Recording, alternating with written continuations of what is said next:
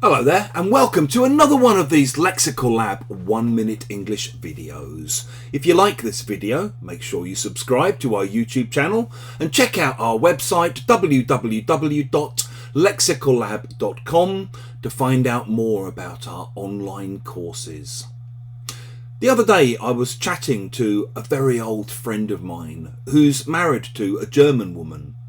And last year they decided to move back to Germany, having spent over 20 years living here in England. They reached a point where they both just got a bit fed up with post-Brexit Britain, and they're now living in Munich. Recently, my friend, who's clearly still struggling to adapt slightly to the German way of life, had a bit of an incident with one of his neighbours. It was a Sunday lunchtime and he decided that he wanted to hang a painting in his front room. So he got out his hammer and nails, and literally no sooner had he started hammering away on the wall than there was a knock at the door, and one of his neighbours was asking him what on earth he thought he was doing, trying to do a bit of DIY on a Sunday.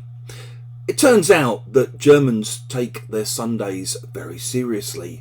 They're quiet days, days of rest, days when shops and restaurants and stores and everything close, and days when DIY is illegal.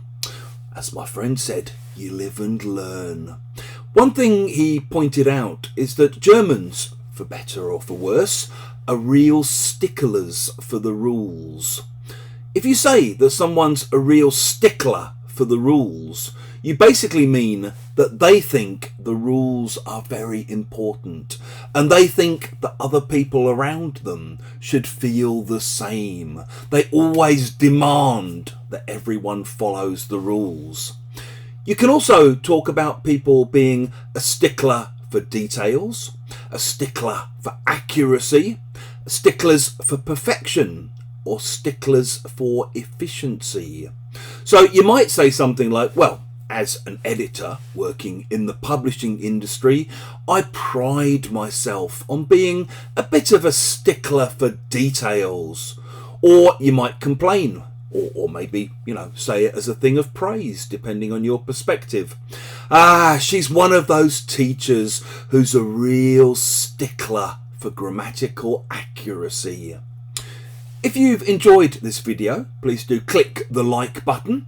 Please do share it with your friends, your students, your colleagues, and in the comment section below, we'd love to see examples of how you might use stickler